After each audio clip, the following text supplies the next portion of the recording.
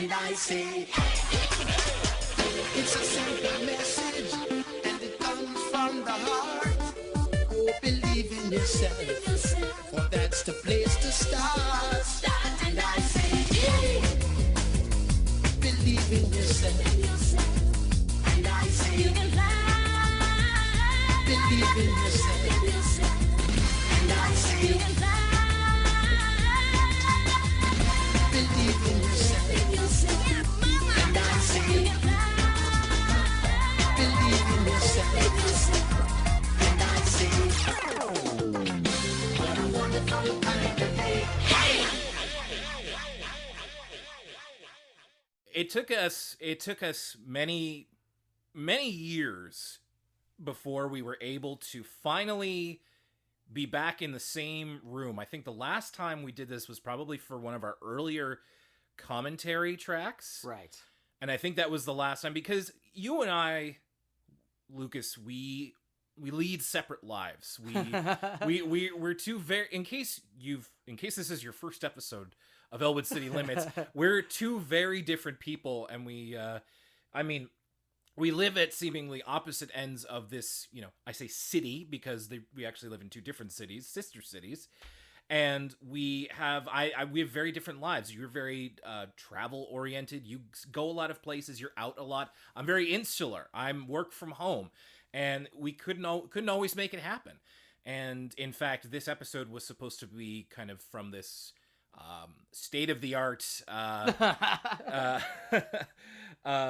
library media center, which unfortunately we weren't able to make happen. But thank you. I'm very grateful to you for making this happen, that it all kind of ends here, not where it began or anything. There's no, this particular space that we're in does not hold a lot of resonance, but it is in person. And that is something that you and I felt strongly that we wanted to do for like the last recording of where we are, because this is #the end of Arthur. This is the Elwood City Limits Arthur series recap, such as it is. So the series finale. Yes. In a way. The finale of not only Arthur, but Elwood City Limits as an entity.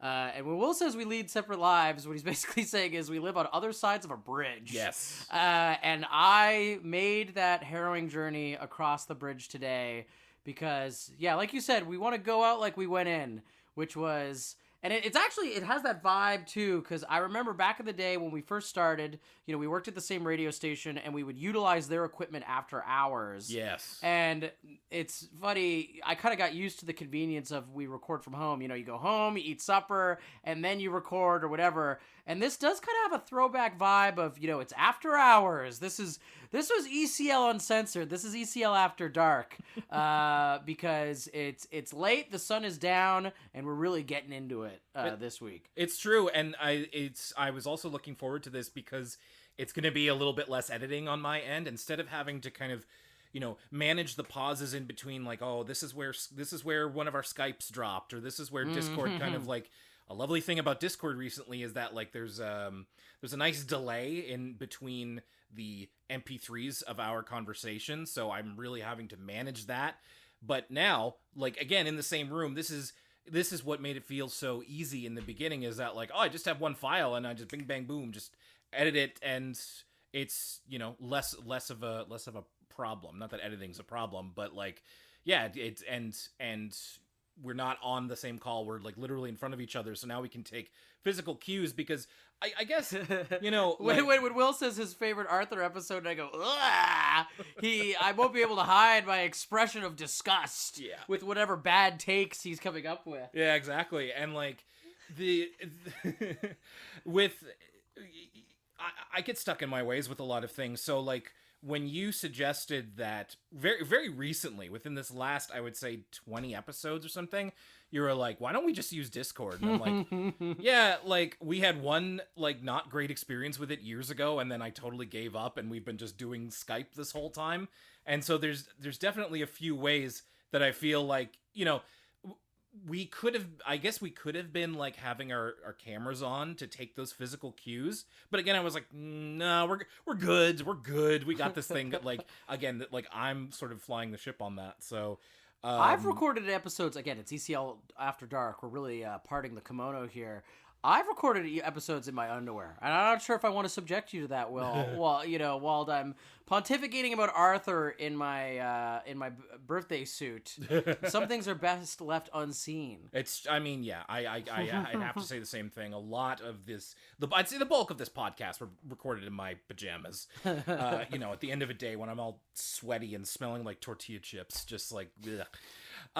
But yeah, what we wanted to accomplish with this one, obviously, is to have one last recording, because the reaction to us finishing up the Arthur series on social media and through our emails has been really, positive, in the sense that people are really going to miss this sort of thing. And this is this is as much yours and mine, our goodbye to the show, as much as the last episode of Arthur was to the series.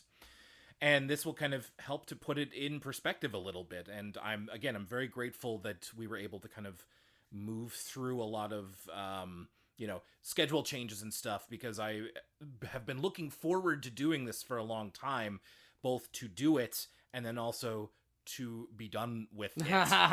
It's true. It's an end of a chapter. Yeah. And it's, me and Will have been patting each other on the back a little bit, because I don't know if you folks know this out there. People think, oh, me and my friends, we're going to start a podcast. It's going to be so much fun. They don't realize, and Will does a lot more work on it than I do, that it is essentially a part-time job, and to commit to that for 8 years, is no small order. I think I was talking to my partner about this, and she was saying that she read an article that the average podcast lasts, this is like that statistics where it's every restaurant closes within a year. Yeah. The average podcast lasts 6 episodes. Really? And we've made one, we're in the 200 something? This 252? 252, right? So I think we've earned the right to gloat a little bit and be like, this is a good accomplishment. And I will say this, today we're going to be getting into our top 10 Arthur episodes. Yes. This is a good introduction to the show. There's a lot of Elwood City Limits out there. If you are like, wow, they've recorded so many episodes, where do I start? Maybe go back and listen to some of the episodes we tackle right here. It's a good way to kind of get into it. Start with the best stuff. That's not a bad idea, actually, because we do still have a lot of people who are discovering the podcast and being like, I never knew this existed. And well, it's all here for you now. And there's a lot of people who've been working their way through the back catalog, or just oh boy, I don't even know where to get started. That's a really good point. That is, I'm sure there's someone out there who's those people who are I'll start watching White Lotus when it's over, so I can see it, binge it from start to finish. There's one guy out there who's I'll listen to that Arthur podcast once it's done, so I can just binge the whole thing. So I can just hear them age in real time. But yeah, that is part of what we're going to do, our top 10 Arthur episodes, because this is somewhat formatted like our other season recaps, in which we do, usually our top 5 episodes. But we will be doing that, and also the second half of every question that I ask our guests on the show, which is favorite Arthur character. And I think it's going to mean a lot for us to kind of come to that conclusion, and then we're going to get to the end. But we're still here, and I'm very pleased, as you said, that we were able to make it this far. I guess before we get into anything totally formal, did you think when we started that we were going to be able to do all of the episodes, or was that even on your mind? It's an interesting question. I think I was pretty young and naive, and a lot of people, like I was just saying, a lot of people who get into making a podcast, I don't think I understood the commitment it was. Yeah. So I actually think I probably had aspirations to do it all, but that's because I don't think I saw myself in the future 8 years from that moment and was picturing me now in this room. Yeah. You know what I mean? I don't think I fully conceptualized. We just kind of dived into it head first. Eventually, I think once we got to the Flash era, then I started to think a lot more seriously about, okay, are we really going to do this? Are we going to make it to the end? But those early seasons were a blur. I think I was just living in the moment, soaking up seasons 1 through 4. No, me too. And it was just it just became part of the routine. It has been part of the routine for a very long time, but just for a while, it was how we began to connect with each other. And I also never saw it as an end date. It was never something that was going to be evergreen. Like if we decided to do a wrestling podcast where that just keeps refreshing every week, we would never have escaped. No. Now, aren't you glad we didn't do that? Well, that probably funny. It's like when you have so much to talk about or so much choice and then you don't pick anything at all. I think had we done a wrestling podcast, we probably would have gave up within 6 months. Oh yeah, I think so. Yeah. Especially if we were looking to do something current, or stay on the heartbeat. Back in 2016, everything wasn't. There was some good stuff, but it wasn't like amazing. Oh my god, we would have had to been watching like 2019 WWE. Could you imagine? Oh. That's when we would have quit, like right around then, and then directly into the pandemic. That would have been terrible.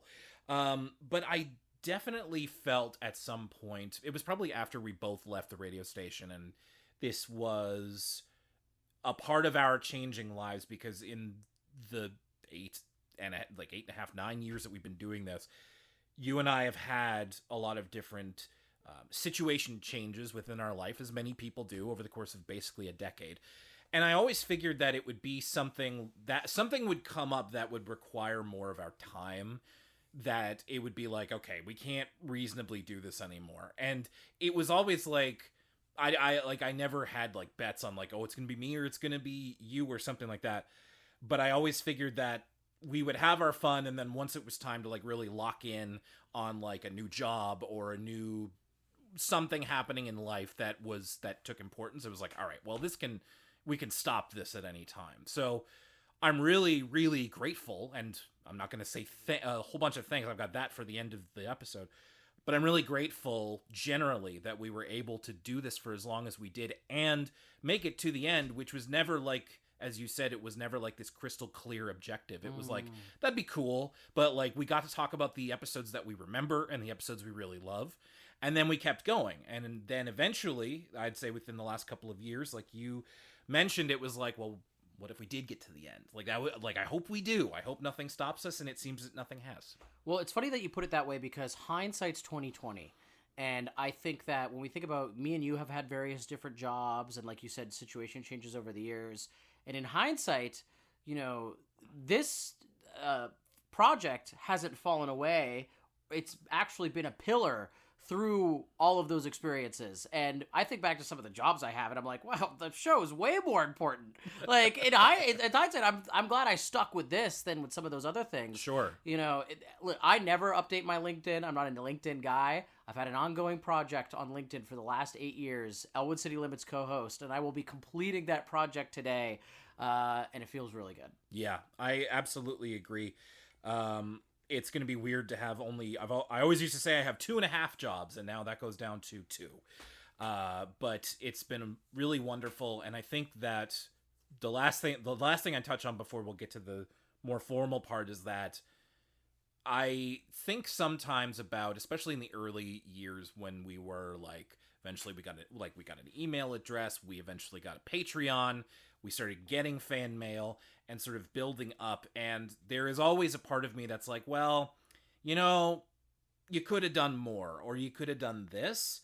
But I also feel very proud that this never felt like a job. It never really felt like, even though I called it like my half job, and it did require work, it required sacrifice, it required discomfort on both of our parts. But I think from early on I was saying, like, if we're not having fun doing this, then why bother? And I think that we have, from start to finish, made our fun with it. And it never felt like, it never became for me something that like, we have to make money on this, because if we did, then we wouldn't be ending it. Yeah. We would just keep going with like PBS Kids shows or something, which, oh gosh, no, please, like a few, please, who else say it ain't so?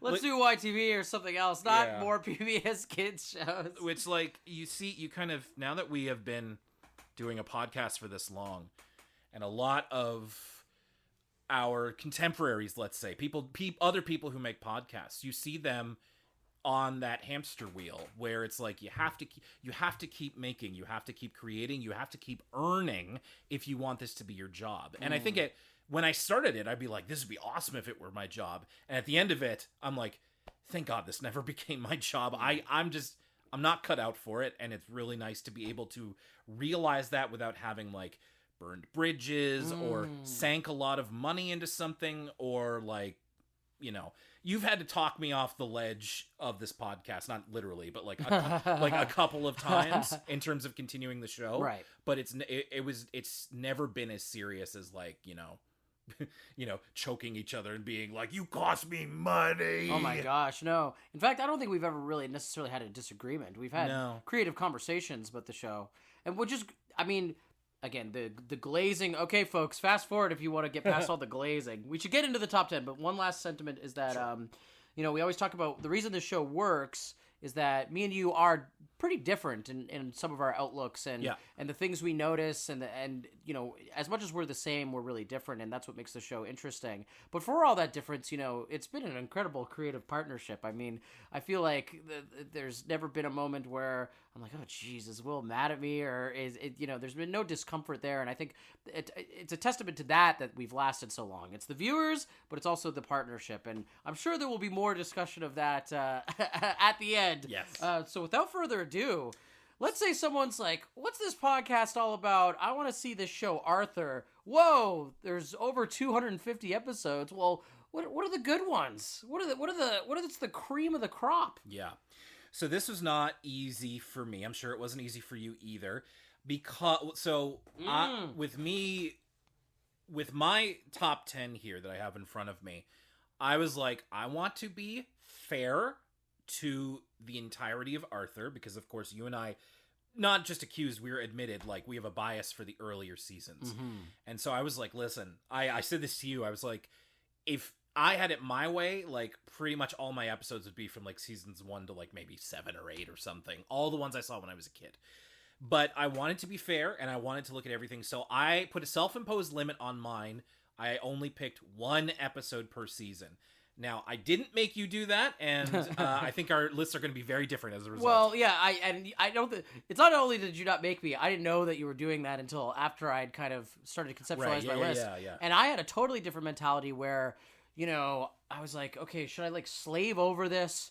Go back, listen to episodes. What did I like the most? Really kind of stare at that list of Arthur episodes. Yeah. And instead, I had the mentality where I was like, you know what? I have like 3 top ones that immediately I knew had to be at the top. Yeah. And then the rest of the list just kind of flowed out. I was like, when I think back, me and you have seen about, if not more, Arthur than just about anyone. And so when I think back to it in its entirety, what stands stark in my mind? Yeah. And so that's kind of what I did. And I'm sure if you went back and listened to the show, I might contradict myself, and there might be episodes that I said were one of my favorites more that I'm not listing here. But today, 2025, February 26th or whatever it is, when I thought, what are my 10 favorite Arthur episodes? These are the ones that flowed out of me. And so that's my list today. And unlike yours, there is no such limitation into what season they're from. So there is a lot from a particular period. Maybe you could guess if you're a longtime listener. So I'll be very interested to hear what they are. I've already got my phone out and I was like, did you just have them up here? Oh my gosh, no. So yeah, and we're going to be doing this, as you said, Lucas, Red Letter Media style. So we're going to go with, like, we'll start with my 10 and then your 10 and then my 9 and your 9. And if one, I think if one of ours is on the other's list, then we'll be like, oh, that's my number blank. Hopefully it doesn't, spoil anything. Or does that make sense? Do you want to just like hold back just in case? Well, we'll play it by ear. We'll vibe it out. Sure thing. So I will start off with mine. And again, with the caveat that, like, I'm only picking 1 from each season, although I'm seeing one on here. You might have one exception. One freebie. Yeah, whatever. All right. I had to do a brief check of my list. I looked this over again. I'm like, oh, I have 2 from the same season. And you know what? It's the last episode. Who cares? So yeah, I have 2 episodes from the same season. I don't feel like this would be terribly different if I didn't have this restriction, but yeah, the hell with it. Let's just do it. Okay, so number 10, my episode number 10, I went with When Carl Met George from season 13, episode 6. Wow.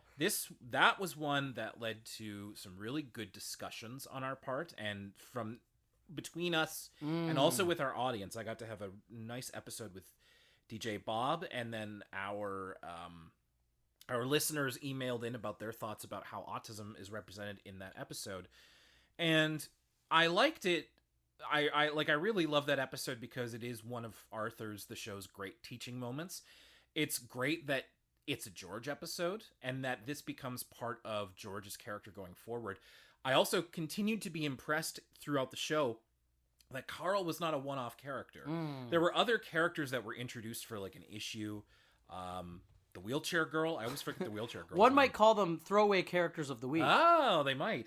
And I think that this is a case where they wanted to do a bit more. And with where Mark Brown has gone after Arthur and watching Hop, his new cartoon, and knowing that there is a character on there who is specifically on the spectrum, and knowing that this is something that they wanted to communicate, I think they did it very well. It's obviously very dated by today's standards because I think it's originally said that Carl has Asperger's syndrome, which is an outdated term. And it was also called George and the Missing Puzzle Piece, which is also part of like language that, you know, it's not super accepted by the autism community. But which is why I went with When Carl Met George, which is the new title that they went with. But I think it's just a wonderful way that Arthur continues to promote acceptance, and not just acceptance, but understanding within its characters. And even like the central metaphor of autism in that episode like went viral. I remember seeing that like years and years before we talked about that episode. I remember seeing that on Tumblr in a gift set and being like, I've never seen a show explain it this way. It's like, yeah, that's the value of a show like Arthur, and we've talked about it many, many times before, and I think that that's a wonderful representation of everything that Arthur was about. And when I was kind of going through the list, and I was like, I really feel strongly about including that one. There's a lot of really good George episodes, but that's the one that stands out to me, and I think is part of the theme of my list, which is like, a lot of them are like issue episodes, and I feel like that's Arthur's biggest legacy as a kid's cartoon. Well, for me, that episode, it's interesting because it's an episode where I remember the conversation around it more than I remember the episode itself. Sure. And like you said off top, you know, I remember kind of interfacing with the fans and talking to people on Discord about their experiences, and it was a fascinating conversation. My number 10... Season 3, Episode 5, The Chips Are Down. Ooh. Written by Joe, is it Fallon? Fallon, It's yeah. written by Joe Fallon, one of the most prevalent Arthur writers. Yes. Especially of the classic era.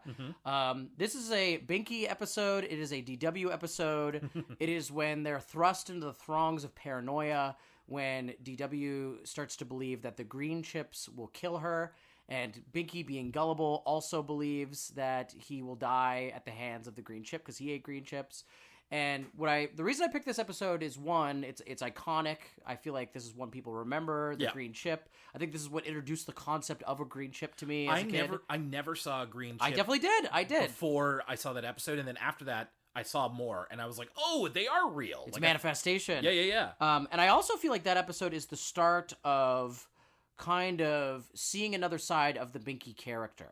You know, Binky and DW, two of our favorite characters of all time. And I think that episode concludes with like DW and Binky doing like a dance routine, or you get a little bit of Binky's like kind of ballet side in that. Yeah. And you might see a through line through some of these conversations, but the multifaceted nature of the Binky character is what makes him special. But he's also one of the funniest characters, as is DW. And so that pairing, and then see them kind of succumb to their mania over their imminent death from eating a green chip. It really stuck out in my head. Seeing them play out all of the seasons in one day. That's a really good one. And there were so many like more humorous Arthur episodes that although they're not on my top 10, I was like, oh, that's gonna hurt leaving it off of there. And that two-parter with that and Revenge of the Chip, where it goes into more of DW and Binky's experience, like that's a great. That might be where the dance is from Revenge of the Chip. It was in both of them, actually. Oh wow! And I've cheated on my list. There's one episode, we'll get to it, where I've included a two-parter as one episode. Sure. In a similar fashion. All right. Who knows? I might do the same. Number 9, From season 5, episode 5, it's the lousy week.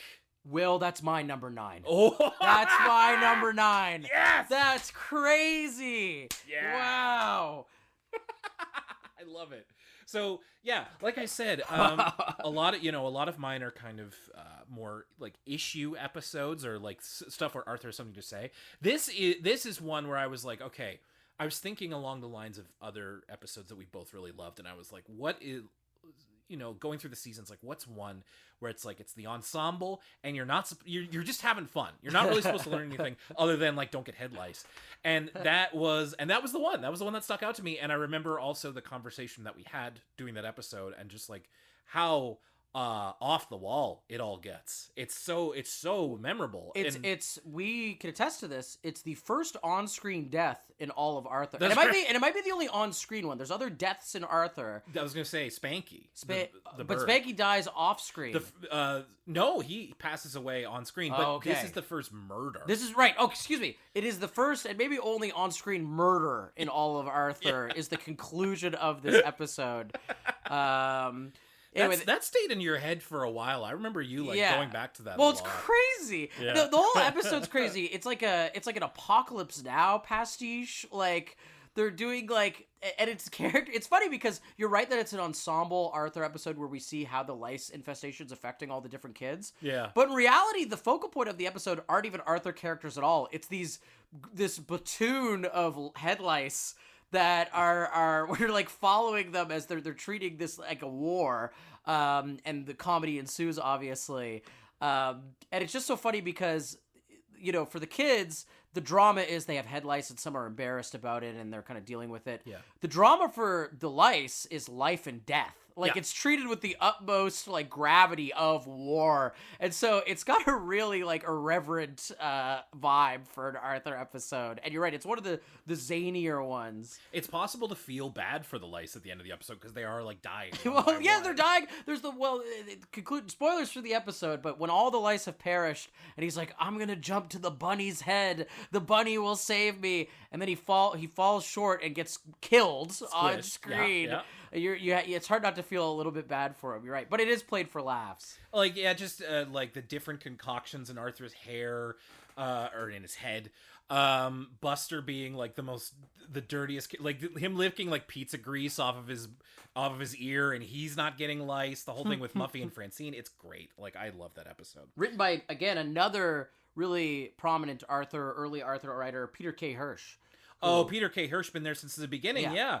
Like a huge voice for Arthur and continues to be, and we'd be lost without him. Okay, so I guess I'll go to my number 8, which is from season 3, episode 12, What Scared Sue Ellen? So this is the episode where Sue Ellen especially hears a weird noise in the woods and it scares her. And for me, I think this encapsulated the kind of secret horror streak that lives through Arthur that you and I have talked about a lot, where we talk about the weird dream sequences and imagination sequences. Sometimes like when I was a kid, the Scare Your Pants Off episode creeped me out a little. And watching this episode even still, it's very effectively creepy in some ways because it's them talking about like different folklore and urban legends, like them talking about like the Banshee and the Baba Yaga and the Kappa, and like they're all depicted in these pretty straightforwardly like creepy and almost scary styles. And for me it was like that one is very memorable because it's funny.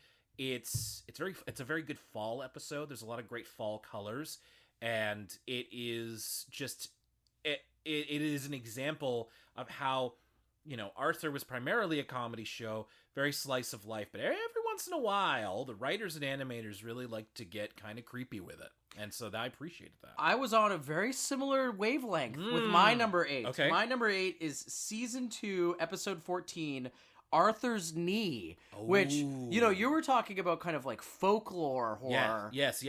This is straight up Arthur goes body horror, right? And so again, the sequences that really stick out in my head in this episode are those kind of the kind of Fantastic Voyage style. You see Arthur's antibodies fighting with the germs and the kind of cut on his knee, and it's like imagery that really sticks with you, and it stuck with me in my mind's eye from when I was a kid. But in rewatching it, I feel like it was more gnarly and gruesome than we had even remembered. Well, and I remember as a kid watching it, and like I actually, whenever I would have the TV on, I would just not look at the part where Arthur gets his knee cut. And it's not because it's like super gory. It's just There is blood though. There is blood. Yeah. But it's very tense. Like they do a really good job of like making it tense and like ramping up the music and the situation. There's like a little fake out when he's crawling up the trash pile, the dumpster, and DW is like appropriately scared for like the rest of the thing. But yeah, and they do a really good job of like illustrating this is what your body does in a different way than say the Magic School Bus would, where it's like they literally go in the body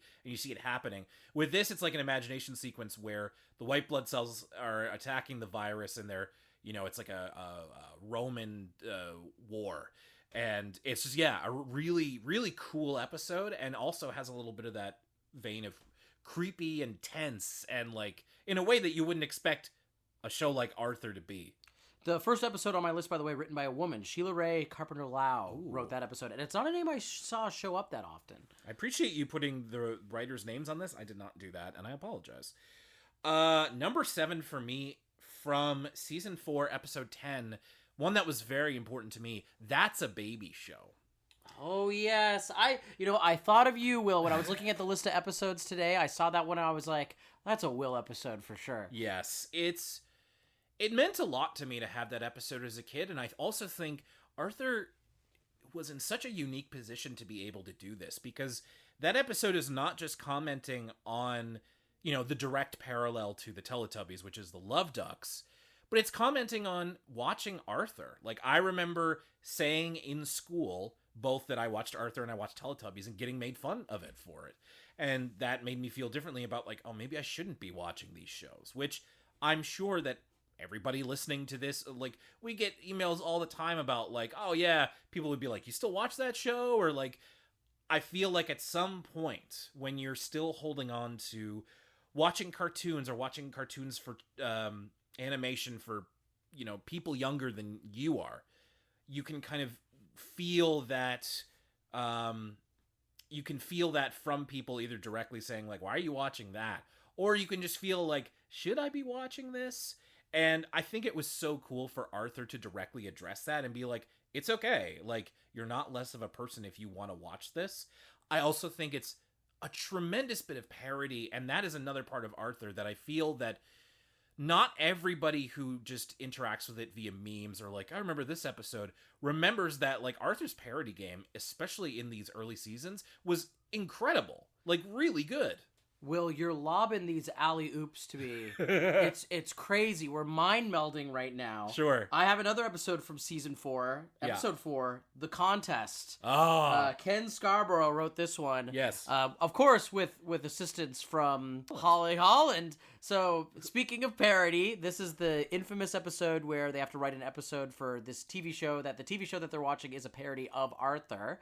And, you know, this is an Arthur episode where I feel like when I watched it when I was a kid, I was like, oh yeah, that's the one where like the animation changes. It wasn't until rewatching you realized the extent that they're satirizing things like South Park, Beavis and Butthead, and like so much so that it's not just the content, but the South Park parody is they emulate the art style so well, and they're able to do a parody of it where obviously it's not as crude as South Park they would be able to, but the kind of like irreverent sentiment it still comes through.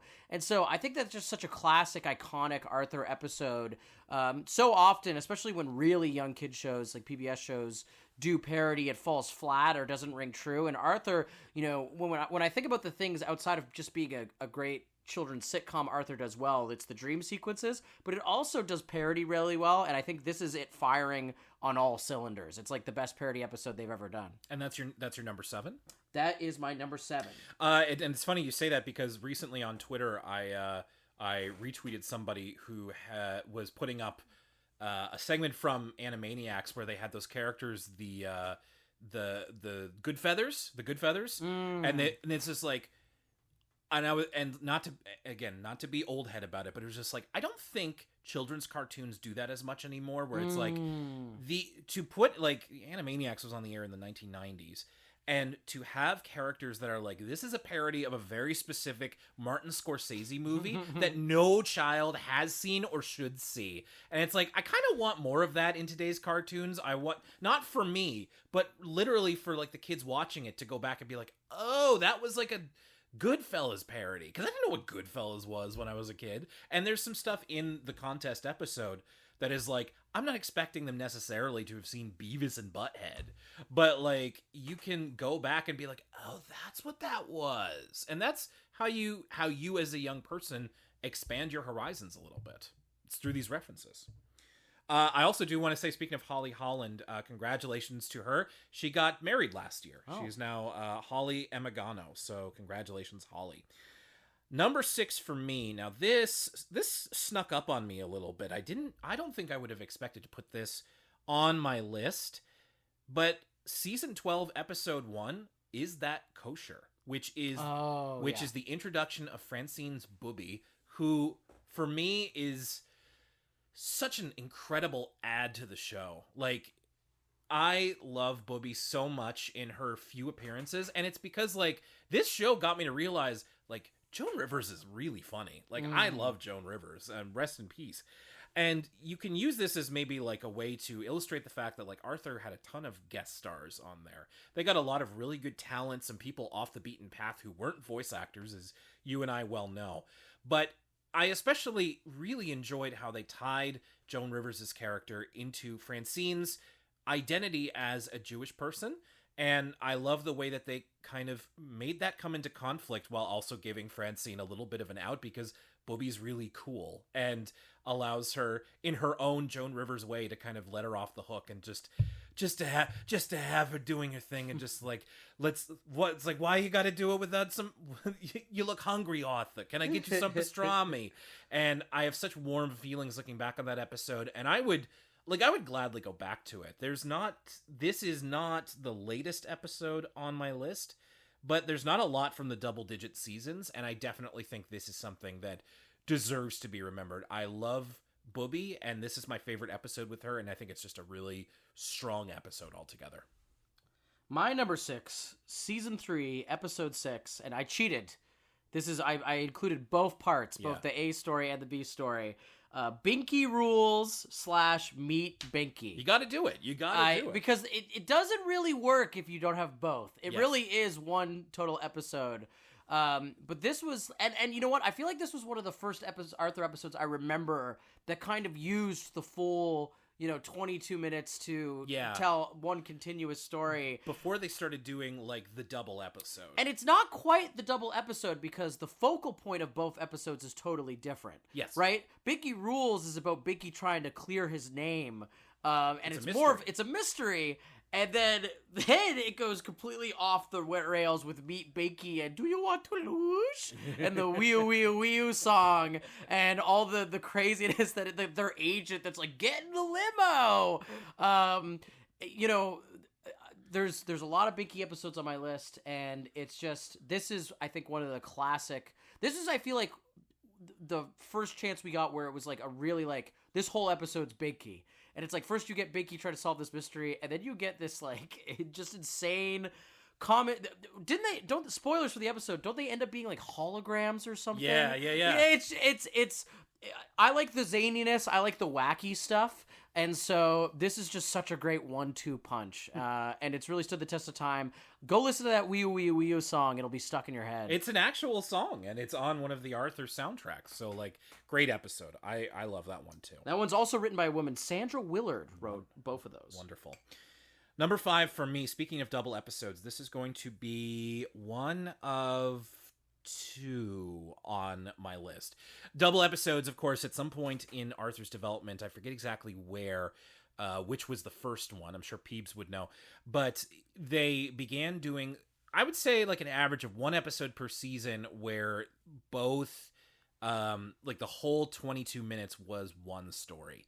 And I think this one is not this, there's one higher than this, but this one really, I think, affected me in a way that I didn't expect, and it's from season 13, episode 1. It's the original Great McGrady.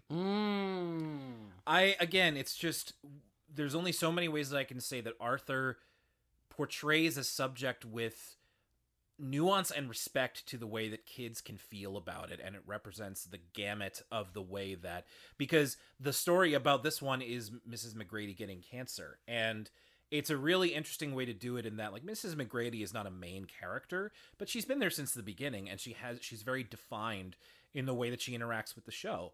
And to have her something like this happen to her and see how it affects characters like Arthur, DW, Francine, and the kids, and just letting that play out for an episode, I think is really a really great decision. It would be really tempting, I suppose, to kind of add more stuff to it, and I feel like they did that with other double episodes as the series went on. But I think they did really well with this one, to the point where when a certain person's involvement with it necessitated them to do a remake, they could have just taken that episode away and then not thought about it anymore, but they decided to just make it again because the message behind it is so strong. It became part of their, like, online resources for kids, of like how to talk to a loved one or your child about losing a family member, or having a family member or someone close to you become very sick. And these are the tools that kids need, the social tools that kids need in order to become more fully human. And I love that Arthur could be part of that through this episode. It also is just notable in the history of Arthur being the only episode that they remade, right? Yes. So that does say something. Yeah.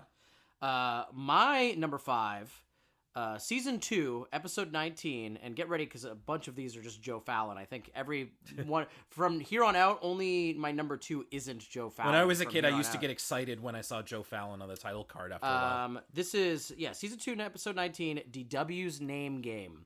This is the episode where Arthur and DW are calling each other names. Yes. And then she has the dream where she goes to meet the thesaurus. Dora Winifred. Right. Stuff like the Dora Winifred, stuff like Arthur melting. Yeah. Stuff like the fact that you never really know what's the thing that DW calls Arthur that, like, makes him melt.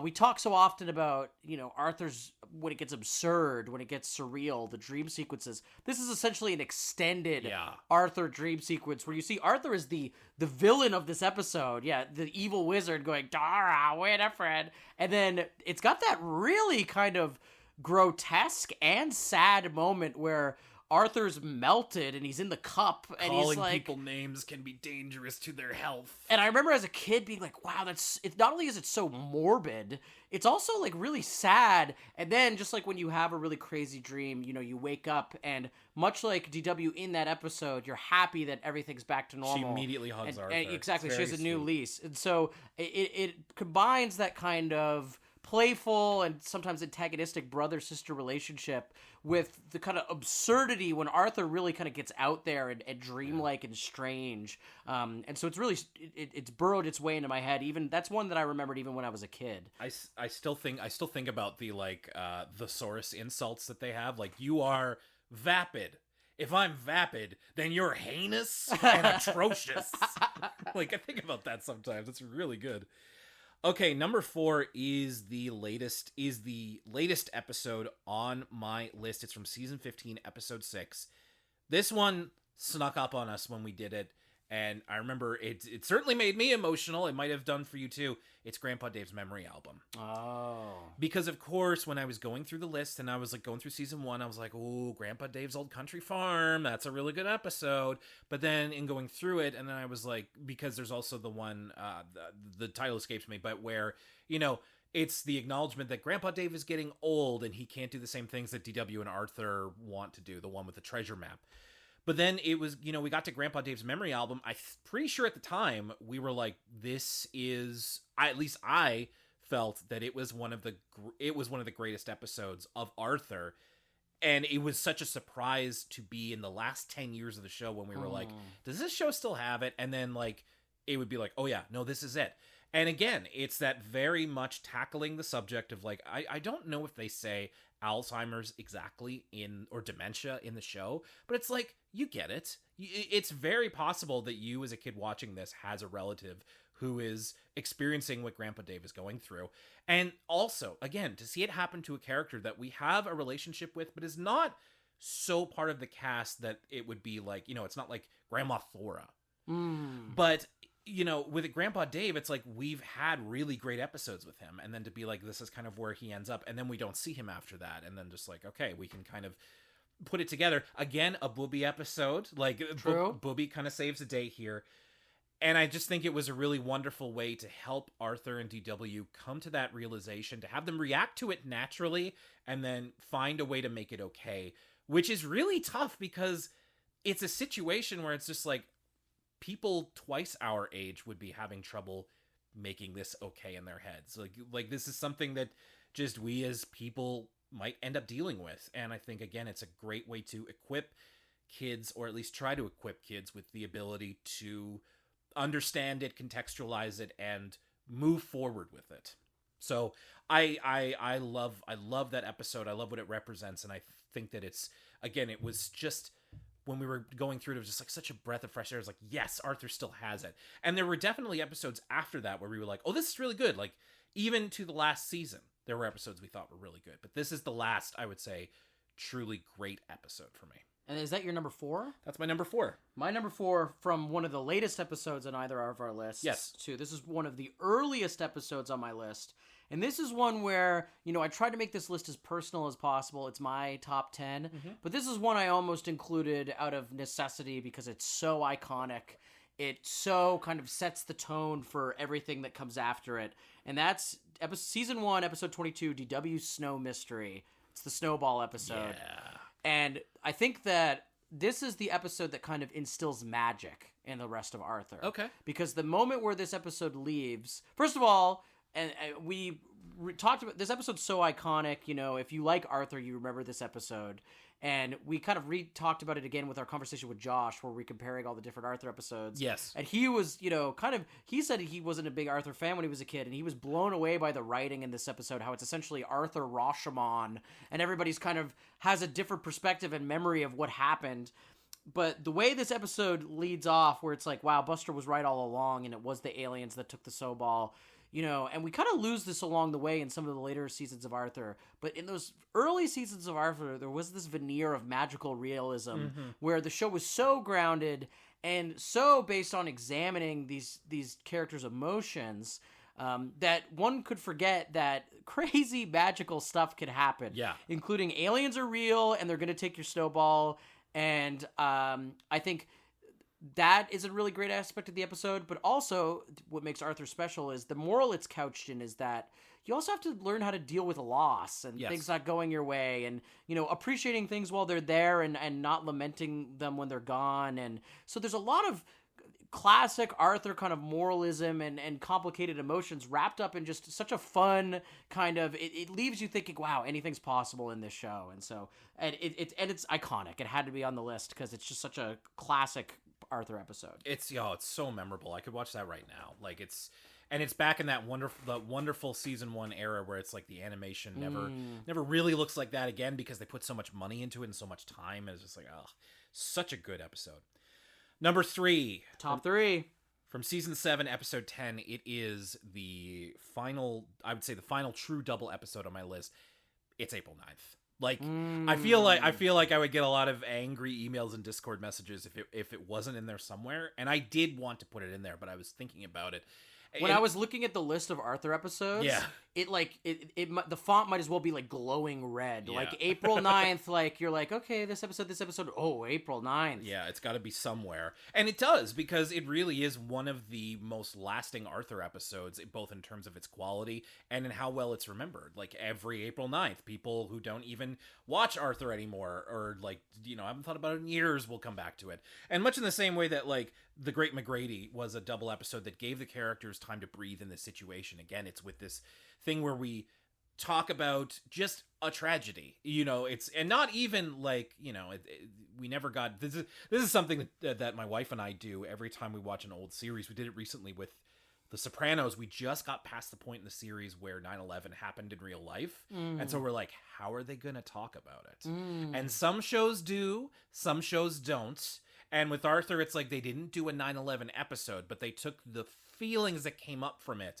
And like not directly after, I don't think. This was season 7, so this would have been a couple years after it, after 9/11. And just allowing kids to understand the process of processing, because everybody goes through it differently. Maybe it didn't affect you. Maybe it affected you directly. Maybe it, the effects of trauma are really visited on you. Even with something that is, in the grand scheme of things, a school fire is not, it's not the worst thing you can face at an elementary school today. But it's just so wonderfully done. Such a great idea, like to just take the time to do that. And it really is the best, 22-minute episode of Arthur, the best double episode. And I don't think I really need to speak on it too much, because chances are you've probably seen it. And if you haven't, that's one of the must-watch episodes of the show. Pretty much all of these, here on out, we're in the top 3. All of these are probably going to be classics. Season 3... Episode 51. Remember when there was 51 episodes? 51? In seasons? I might have mistyped this. It could be 15. You know what? I think it might be like episode 51 overall. Oh, true. Some episode in season 3. You could look this up. Sure. The Ballad of Buster Baxter. When I watched this episode when I was a kid, it blew my mind. I don't think I understood, the comedy of something breaking the fourth wall. I think my introduction to that concept would have been this episode of Arthur and the SpongeBob Lost episode. Yeah. And I remember thinking it was so groundbreaking that it was this fourth wall break of not only is Art Garfunkel singing this song about what you're seeing and addressing the camera, but then the kids are like, who is that? And I remember thinking that's so funny that they're like, who brought the singing moose? Did you know who Art Garfunkel was when you were a kid? I don't think I did. Me neither. I don't think I did. I just knew. I think I knew that it was a famous person. Sure. Because he doesn't really look like the other Arthur characters. You're right. But it's actually important to mention, this is actually my only Arthur celebrity guest episode on this list, unless you count Banky, the band. And I think he's the gold standard, given that he's involved in the plot. It's kind of central that he's delivering the plot. He's singing these songs. But also, this is before they got really lazy with the guest characters, and they just kind of looked like who they were with ears. Sure. Matt Damon being the opposite of the gold standard.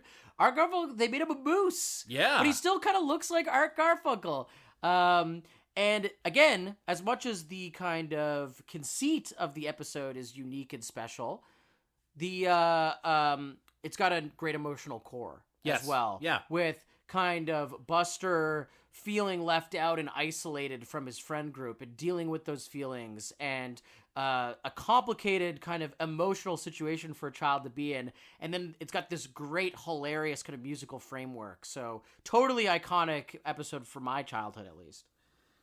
Number 2. Now, this changed places with my number 1 a couple of times. And it wasn't what I was expecting. There were a few episodes, like April 9th, I was like, April 9th's probably going to go on there. That's a Baby Show is going to go on there. And there were a couple that were just like, yeah, I'll figure out where that's going to go. This one snuck up on me, and the more I thought about it, the more I was like, no, you know what? I think that really is one of my favorite episodes. My number 2 from season 2, episode 9, The Short Quick Summer. Oh, that's a great episode. The more that's a great episode. The more I think about it, the more I'm just like, yes, you know what? And because it still speaks to me, I think. And there's a lot of these episodes that are they're meant to be communicating to children. They're meant to be kind of, which I love, which is what it's supposed to do. But in thinking about The Short Quick Summer, which is when Arthur realizes that summer is almost over, that, you and I don't really get summers off anymore. Neither of us work as a teacher. But when we did, there was that feeling of the last week and just oh, where did it all go? And that's what Arthur experiences, is that he goes to all of his friends, he goes to his family, and finds out what they did in the summer, what made it great, because Arthur feels like he didn't do anything. And then by the end, he finally finds his list of things he was going to do, and he realizes that he did get to do all of them. But he, it may not have been the way that he imagined it, but he did, he was able to live everything and more. And it's this wonderful way of doing these quick little vignettes of everybody's summer experience. You get mostly funny ones, and you get to see Arthur deal with this sense of it's a sense that we all I feel like we all got growing up of like, this isn't gonna last forever. But also, like, it doesn't leave you with that. It leaves you with like, but you're going to be like, if you put your mind to things, you're going to find a way to do them no matter what. And just because it doesn't look the way that it did in your mind doesn't mean that it won't be just as good or even better when you find a way to really do it. It's like all of these kind of like, I still think about this kind of stuff today. And I think Arthur really captures it. It's much like, you know, What Scared Sue Ellen. There's some wonderful, wonderful, like, summer, everybody's in their summer gear. There's some really nice, like, sunset, like, scenes at sunset. And I just really love the positivity that it comes through in the end. It's very, like, there's a few episodes I can think of that kind of stir my adult heart a little bit more, and that's one of them. And when I thought about it, I was like, I would go back to that one, because it's just this beautiful, these little bite-sized pieces of the entire Arthur, you know, character roster, and just seeing them having fun, and wonderful animation in that episode too. Like, right, and it's not flashy or out there. No, you know, no. it's not like these kind of big surreal episodes we're talking about. It's resonant and very like taken from life. There's a Jonathan Richman song. I don't know if you're familiar with Jonathan Richman of the Modern Lovers fame, but there's a Jonathan Richman song called "That Summer Feeling." Okay. That is evokes the same kind of feeling as that episode, and so I think that's a great pick. Thank you. My number 2, the earliest episode on my list is, and this is probably, if you were a keen-eared listener, if you think, okay, what is the episode we've referenced as a comparison point the most? It's this one. My number 2 is season 1, episode 15, Grandpa Dave's Old Country Farm, written by Matt Steinglass. That's the other thing, is that, like, I figured we were going to talk about it at some point, because that was one that you very early on identified as one that was very, very special to you, like a favorite. Well, and I think it's one that I don't necessarily, like, I remembered it when I was a kid. I think I remembered the sequence where they wake up and there's all the chickens in the room. Yeah. Desk, bed, dresser, chickens? and you know, a lot of these episodes on my list are ones I do have that nostalgia for, but this was one that really, through re-examination through the podcast, I realized was an incredibly special, you know, it's almost beyond an Arthur episode. It's like a little 10-minute short film, you know, about them dealing with their grandfather aging. Kind of all, Grandpa Dave gets a raw deal. That's kind of what all the Grandpa Dave episodes are about. But this is the one where I was thinking, like, it does it in such a nuanced way where they're not talking down to their audience. You know, they're really meeting their audience on the level and trusting them to be able to deal with these, like, really kind of complicated emotional subjects. And the whole way, it's fun and it's funny. Yeah. Right? So it's like, find me stuff that does that. Especially children's shows meant for people below 7. Yeah. There's not a lot, okay? It's one of the only kind of prime examples. Hence why I think it became shorthand throughout our show, being like, you know, this episode's kind of giving me Grandpa Dave Country Farm vibes. Yeah. And so the fact that it stuck in my head, not from when I was a kid, but from watching it new, and it kind of was my first point of comparison, speaks to the quality of the episode when Arthur gets serious. It's like, that's what I think of. And so it had to be so high on my list. I want to just take a second to mention, like, spoilers, this episode is not going to be on my list, but for me, you reminded me, like, that there's so many of these episodes have strong memories tied into them from the discussions we had on the show. But I think that we've been asked this before, and I think that if I were to determine, like, probably my favorite episode of the podcast, it would be the one where we talked about Arthur, World's Greatest Gleeper, from season 1. That's one where I tell other people I do an Arthur podcast, other people say that's their favorite episode. Yeah, and it's like, I mean, I don't mean to, you know, shit talk the other 24 seasons of show that we did, but it was just like that was when it felt like that's one where we were just, like, goofing and having fun and, like, legitimately laughing, and I love that Arthur episode too. It's not on my list. While we're doing this, is a good time to do honorable mentions. Honorable mentions. Yeah. Is it DW's Big Hit? What is it called? What DW? Arthur's Big Hit. Arthur's Big Hit. I would often say, and I have no metrics to back this up with, but I would often say the most controversial episode of Elwood City Limits. And, and sometimes the conversation got a little bit too zesty online regarding it, but I have to say that was a lot of fun, not just with you, but with the Elwood City community. Yes. Kind of, everybody knew we were getting to that episode. That episode's kind of the impetus for the show. Yes. That meme, seeing that there was a resurgence of Arthur popularity is why we kind of started to do this, or that's where the nugget of this idea came from. So we would be nothing without Arthur's Big Hit. And if you go back and watch it, I feel like you don't see that kind of stuff on kids' TV anymore. So as shocking as it probably was when it was new, now, to pardon the pun, it hits that much harder. And so it's one of those episodes where you go back and watch and be like, wow, I can't believe they were showing this to kids. This is crazy. And it represents everything watching all those PBS shows, I really hated the sincere, treacly, everything's happy, everybody's a buddy. Timothy goes to school. Exactly, where it's like there's no drama, there's no friction. And even when I was a little kid, I hated that stuff. It wasn't new. And so this was indicative of everything I liked about Arthur, where it's pure friction. It's violence. It's violence, hatred, retribution. And so I have to throw that out as an honorable mention. Did you have any honorable mentions before your number one? I'm sure I do. There were so many episodes that I passed up to not put on the, from the little arbitrary rule that I gave for myself. It's hard to mention. I think the one that is coming to mind is the one that we just talked about, the silent movie episode from season 25. Best late Arthur episode in my opinion. Sure. Yeah. And I feel like there are so many of those little hidden gems that I'm really glad that we did the back half of Arthur for. We did these seasons that we weren't prepared to talk about. We weren't prepared to be nice to, and we weren't prepared to be any good, because then we could be surprised by them. And for me, that was the final surprise. It's like even in its last literal last day of airing, it managed to pull one out.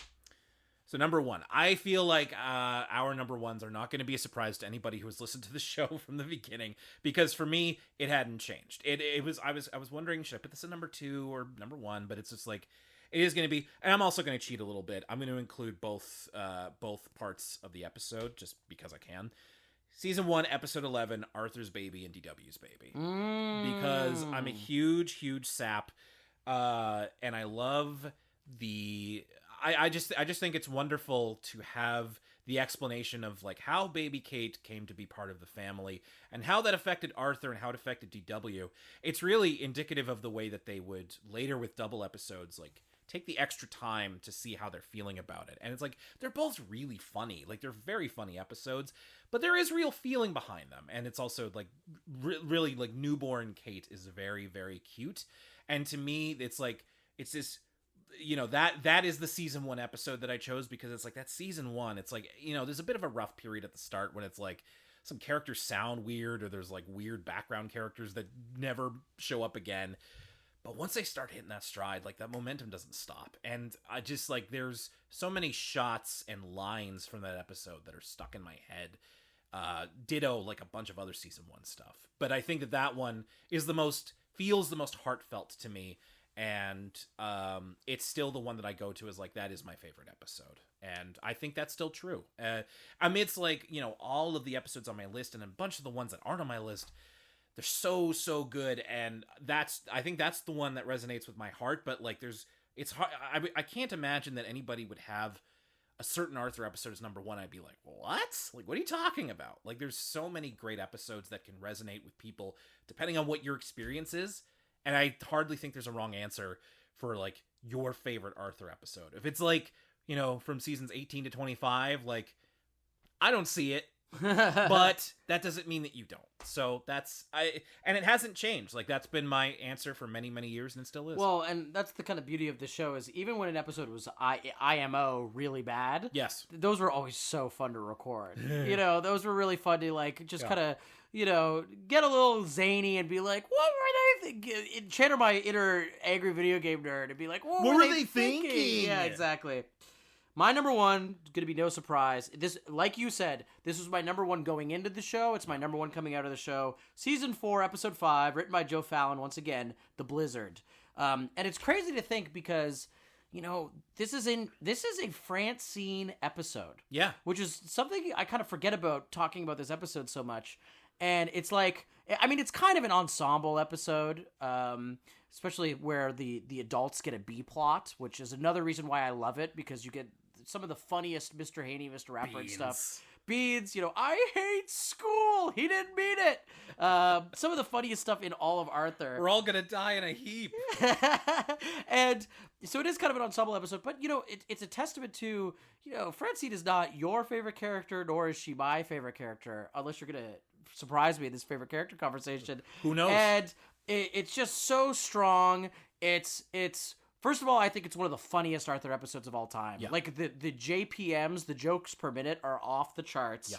Yeah. And then second of all, it's got this kind of great arc to it where it's fairly simple. It's not complicated. It's like, okay, Francine is learning to be thankful for what she has and for her community. Yes. And it's this message of community. And again, it's not done in a way that's cloying. And in fact, Francine and Buffy and everybody else is pretty abrasive for the first 3/4 of it, but it does reach that kind of soft, gooey conclusion where you feel really good about everybody and everything. And it's just so tightly written and so well formatted.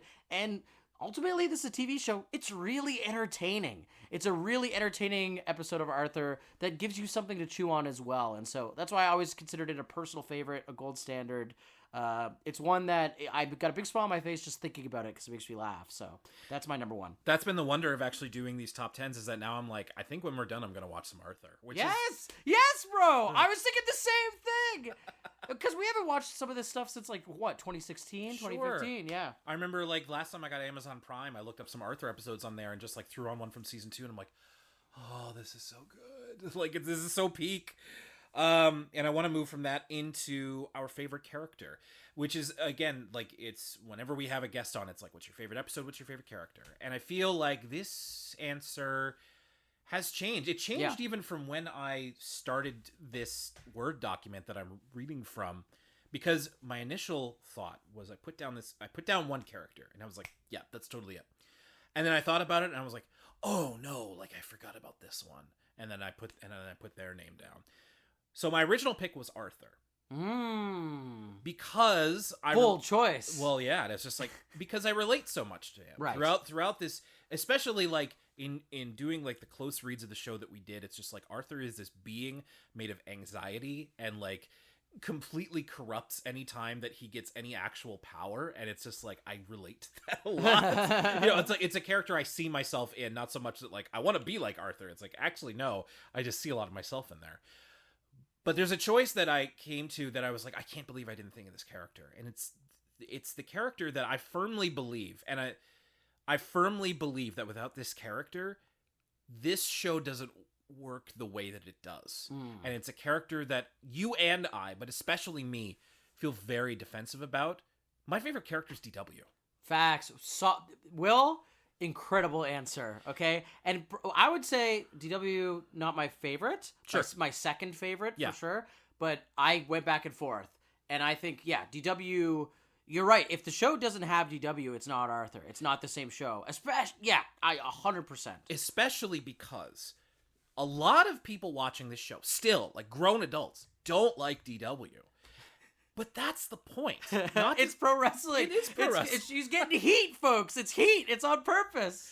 But the thing is that Arthur as a central character is meant to be a little bit mild. Like, he has his negative traits, he has his positive traits, loves to read, he's very anxious, like, da-da-da. But the thing is that, you know, he's just playing Goose, like in that Confuse the Goose episode. You need with that character an antagonist. You need much in the same way that our podcast works, not through antagonism, but you need someone who's so fundamentally different from them in order to get them at their best. And that's DW. Like, so many of Arthur's best episodes are in opposition to her, or involving her, or having her as a catalyst. To say nothing of the fact that she's an absolute icon of the show. Literally, I have a pin of her on my cork board over there. She's insanely marketable. She's hilarious. There's no other Arthur character where you could type in blank savage moments. And get multiple videos on YouTube. There are multiple DW savage moments on YouTube. Like, my wife and I will run across the like it on Instagram reels of like, why don't you go back to your own house and stop bothering us? And it's hilarious. Like, and I just can't, I have a hard time understanding the people that we've talked to through this podcast that are like have a seething hatred. And it's because I think that DW does such a good job of touching on the nerve of younger sibling, which a lot of people have. I was the younger sibling, which is probably why I like her so much. But I think that they did such a wonderful job of creating this character who is not like any 4-year-old at all. Like, I was disappointed when my little 4-year-old niece was not speaking in complete sentences, because this is not like any 4-year-old that's ever existed. But it's just like, it's an absolutely unforgettable character, I think. And I'm really glad, because when I was younger, I didn't like her either, because I thought she was annoying, as she's supposed to be sometimes. But growing up, I can really appreciate not just her as a character, but the role she has in the show. And yeah, coming out of this, even though there were many episodes that focused on her that we felt like were very kiddie and like we didn't really like them as much, I think that especially in those like first half of the series seasons, she's fantastic. I love DW. DW is my favorite character. I had a very similar journey with my pick where, going into starting the show, my favorite character from childhood was Buster. Yes. And very similar to your favorite character being Arthur, it was because I related to him the most. That's how people draw us. Me as exactly. Arthur and you as Buster. And I found he was most similar to me in personality and mentality and some of his educational struggles. Again, I related to that. Yep. In watching this show and watching every episode of Arthur and examining it and dissecting it, I am confident in saying this. They should have called it Binky. Yes. They should have called the show Binky. I've had a Binky episode every single top 5, pretty much, when there's been a Binky episode available. It's become almost a meme. Can't be a top 5 without a Binky episode. Just a streak of years where it was just like, this is the Binky episode in the top 5, because of course it is. Yes. Like, it's not just because he's funny. This is what's crazy, and it's almost a microcosm of what makes Arthur special, is that it would be one thing if he was simply the funniest character on the show, which he is, but it's also that he, he's the most multifaceted character on the show. He's the character with the most depth. He's the character where, even more than Arthur, you see this kind of internal strife, internal anxiety. He's the character where, if you look at all the other characters of the show, he's kind of got the biggest uphill battle to face. He's repeating the 3rd grade. Yeah. You know what I mean? You got to be pretty bad at elementary school to have to repeat the 3rd grade.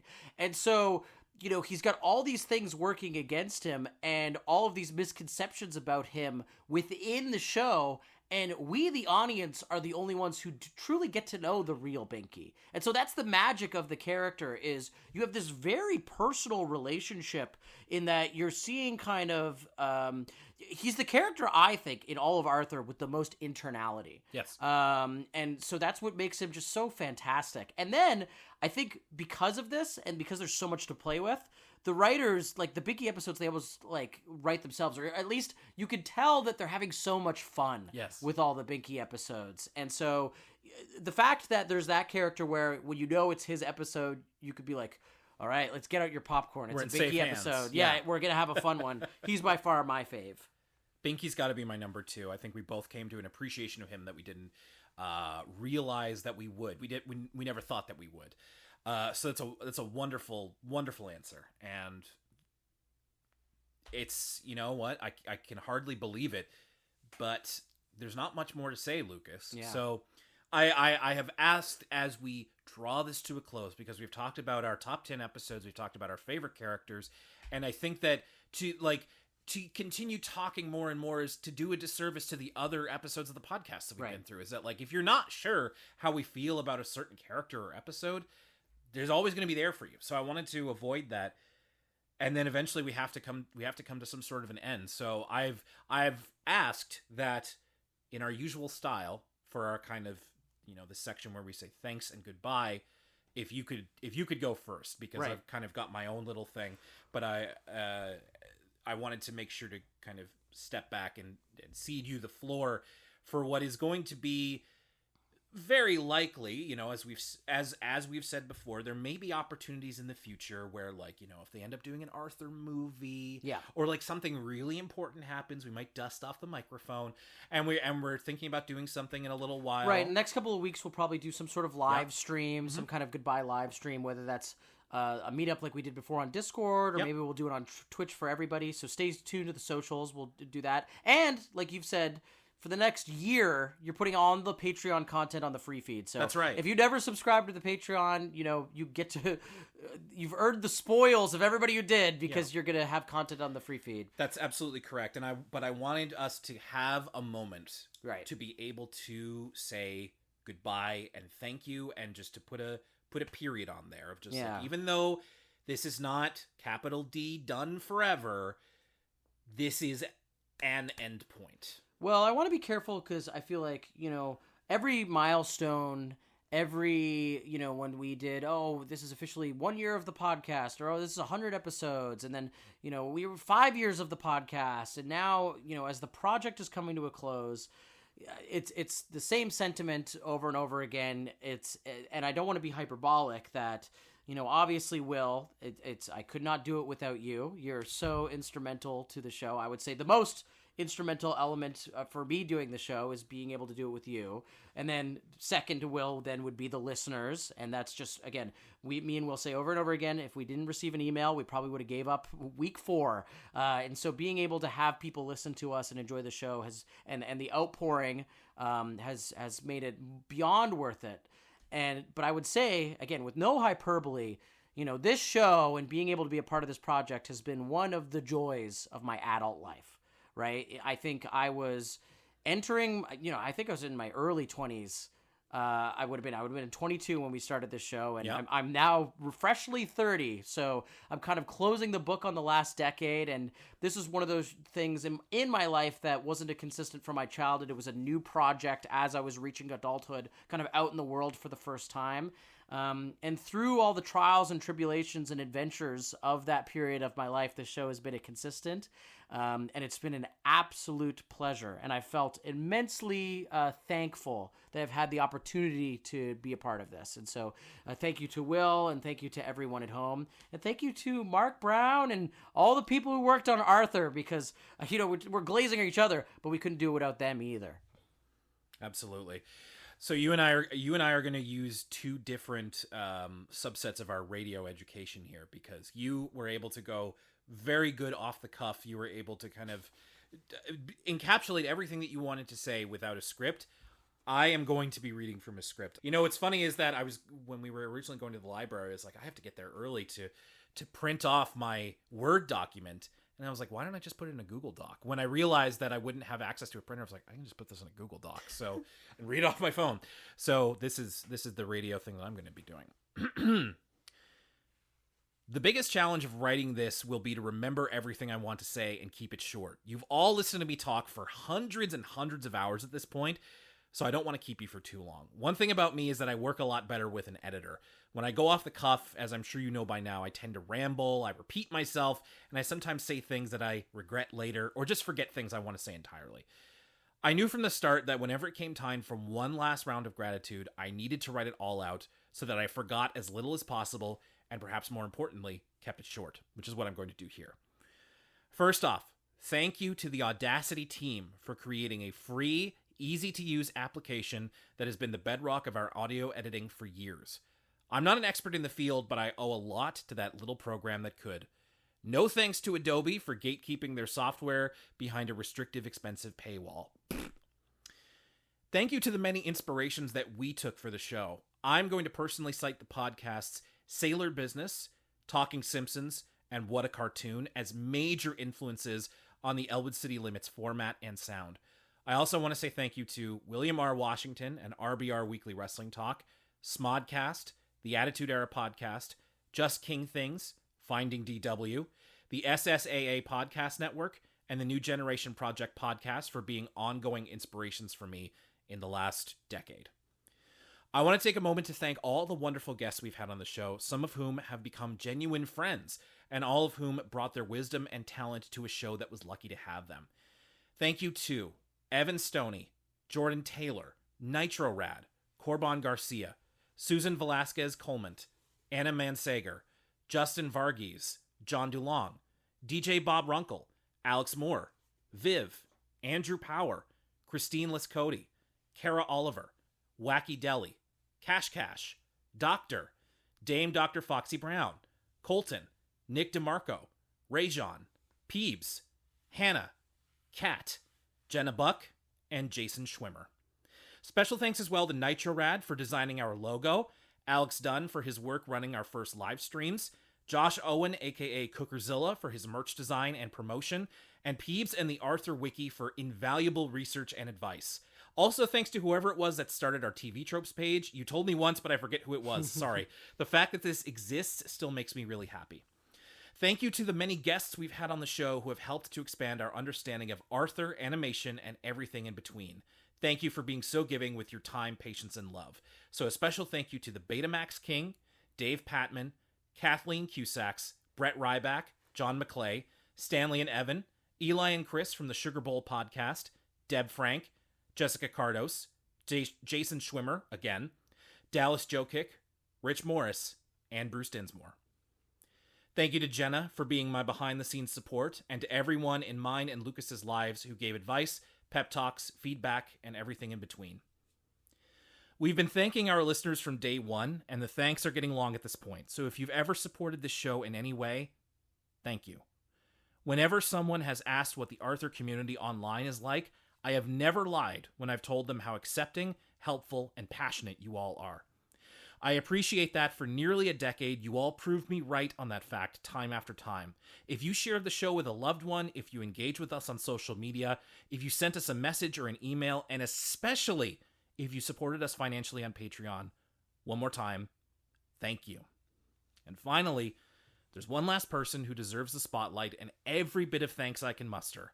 My co-host, partner, and friend, Lucas Mancini. When I had the idea for this show, I figured it would be a fun thing to do, but I didn't have anything long-term in mind. Maybe a friend would want to hop on with me and chat about some Arthur episodes. More likely, I was hoping someone would listen to me go on and on about a children's cartoon and then politely laugh at my jokes. When Lucas accepted the invitation to record with me, we barely knew each other. We worked at the same radio station and were friendly, but that was about it. I knew Lucas liked New Japan Pro Wrestling and was pretty good behind the mic, so I was interested to get to know him better. From that first recording and across the better part of a decade, I feel like I have gotten to know Lucas while still being amazed at the depths that he contains as a person. Lucas, if I were to have done this with nearly anyone else, it would not have lasted to the end. You are an incredibly entertaining and thoughtful individual, and you are always able to bring something to the show that I never could on my own. I'm so grateful for how different you and I are, because it's those differences coming together that was the spark that made this podcast worth doing. Many times I messaged you asking if we should end the show, or I was beside myself with anxiety about a comment on the episode, or just uncertain of what the direction should be. And every single time you approached every troublesome situation with a level head and talked me out of bad ideas. Your presence helped me to become a better podcaster, gave me confidence in my ability to run the show in every sense, and convinced me that what we were doing was worthwhile.